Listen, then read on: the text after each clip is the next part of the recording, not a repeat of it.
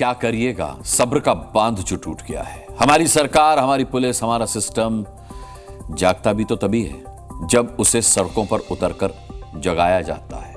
बदलापुर के आक्रोश की पूरी कहानी और मासूमों से यौन शोषण की पूरी वारदात पर हमारी ये पड़ताल आपको जरूर देखनी चाहिए। हाथों में फांसी का फंदा है, जुबान पर फांसी फांसी के नारे हैं। हजारों की भीड़ है और ये भीड़ जिस रेलवे स्टेशन पर जुटी है उसे बदलापुर रेलवे स्टेशन कहते हैं।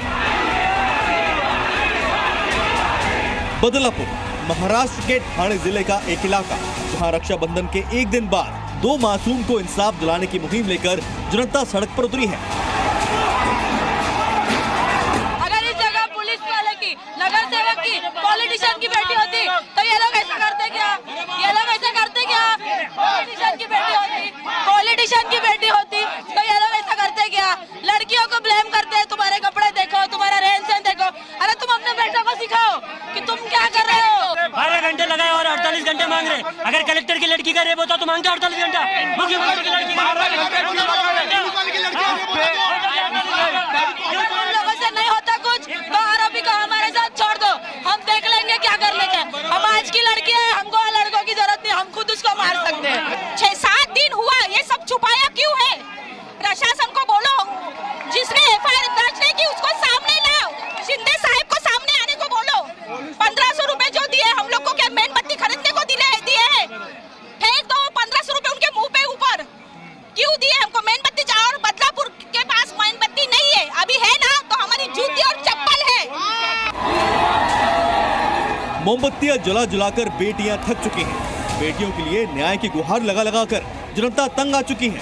ये इससे ज्यादा सब्र करने के मूड में नहीं है। इनकी मांग सीधी सी है, जो बहन बेटियों की आबरू के दुश्मन है उन्हें फास्ट ट्रैक कोर्ट में फौरन केस चलाकर फांसी पर लटकाओ। बोल रहे हैं कि ऐसी कोई नियम नहीं है कि डायरेक्ट फांसी मिल जाए, तो नियम बनाइए। ऐसी भी नियम नहीं है कि छोटी छोटी बच्चियों के साथ ये गलत काम हो। नियम बनाना चाहिए। बहुत बड़ी बात कही है कि जिस तरह से पुलिस कह रही है कि कोई नियम नहीं है कि तत्काल फांसी हो, लेकिन ये भी तो नहीं है कि इस तरह से गलत हरकत हो।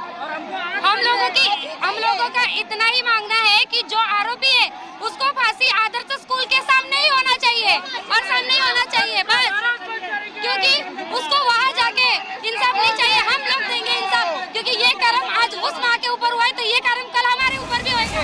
इस आक्रोश के पीछे की पूरी वारदात अब समझिए। बदलापुर के इसी प्राइवेट स्कूल में जहां तोड़फोड़ हो रही है, यहीं पर 4 से 5 साल की 2 बच्चों के साथ अक्षय शिंदे नाम के शख्स ने दरिंदगी की। 23 साल का अक्षय शिंदे उस स्कूल में सफाई कर्मी था। 12 अगस्त से 16 अगस्त के बीच उसने बच्चियों का यौन शोषण किया और 18 अगस्त को बच्चों के परिवार ने पुलिस में शिकायत दर्ज करवाई। गौर करने वाली बात यह है कि स्कूल में सीसीटीवी कैमरा तो लगे थे, लेकिन सभी कैमरे बंद थे। ये खबर जब पूरे बदलापुर में फैली तो लोग अपने घरों से निकलकर सबसे पहले स्कूल पहुंचे। स्कूल में घुसकर तोड़फोड़ मचाई। वहां काम करने वाले एक स्टाफ पर भी हमला किया। उसके बाद बदलापुर रेलवे स्टेशन पर हजारों की भीड़ जुट गई। रेलवे ट्रैक को जाम कर दिया गया। पुलिस ने आंसू गैस के गोले छोड़े तो जवाब में कुछ लोगों ने पत्थर फेंकना शुरू कर दिया। जी न्यूज किसी तरह के हमले और हिंसा का समर्थन नहीं करता, लेकिन बहन बेटियों से दरिंदगी को लेकर लोगों का आक्रोश जिस कदर 7वें आसमान पर है, उसकी गंभीरता सरकार को समझनी पड़ेगी। पुलिस ने जो लाठी बल इस्तेमाल किया उसके एवज में भीड़ तितर बितर जरूर हुई, लेकिन अब यहाँ पे पत्थरबाजी भीड़ की तरफ से हो रही है पुलिस के खिलाफ। यहाँ पर हालांकि पुलिस ने पूरा स्टेशन खाली करवा लिया है। वो भीड़ देखिए, कोनों कोनों में जो भीड़ घुस गई है, यही भीड़ पत्थरबाजी कर रही है। और ये इस वक्त यहाँ पर भीड़ को यहाँ पर वो किया गया, यहाँ से हटाया गया। और देखिए वो देखिए पुलिस इस वक्त यहाँ पर ये वो लोग हैं जो यहाँ पर पत्थरबाजी कर रहे थे पुलिस के ऊपर, उनको फिलहाल यहाँ पर पकड़ा जा रहा है। और पुलिस अब ढूंढ के पूरा स्टेशन यहाँ से खाली करवा रही है। और आप ऐसा क्यों हुआ कि जनता के सड़क पर उतरने के बाद ही सिस्टम जागा? ऐसा क्यों हुआ कि लोगों की आवाज उठाने के बाद ही स्कूल को नोटिस भेजा गया और प्रिंसिपल समेत 4 शिक्षकों को सस्पेंड किया गया। आरोपी अक्षय शिंदे की गिरफ्तारी भी हो चुकी है। लेकिन क्या ये सच नहीं कि इस पूरे मामले पर ठाणे के ही रहने वाले सीएम एकनाथ शिंदे की सरकार जनता के जागने के बाद ही जागी है? जी न्यूज के सवाल पर अब महाराष्ट्र के मुख्यमंत्री का जवाब सुनिए। ये अभी मैंने पुलिस कमिश्नर को पहले ही कहा है, प्रशासन को कहा है कि ये जो आरोपी है जिसको अरेस्ट हुई है उसके ऊपर कड़े कानून लगाए जाए, उसको पॉक्सो लगाया जाए, उसको अटेम्प्ट टू रेप हो सकता है और भी जो जितने सेक्शन है वो पूरी लगाए जाए और ये केस को फास्ट ट्रैक में ली जाए, स्पेशल पीपी अपॉइंट किया जाए ताकि ये केस का जो निपटारा जो है, केस का रिजल्ट जो है वो जजमेंट जल्दी हो जाए और इसको कड़ी सजा हो जाए।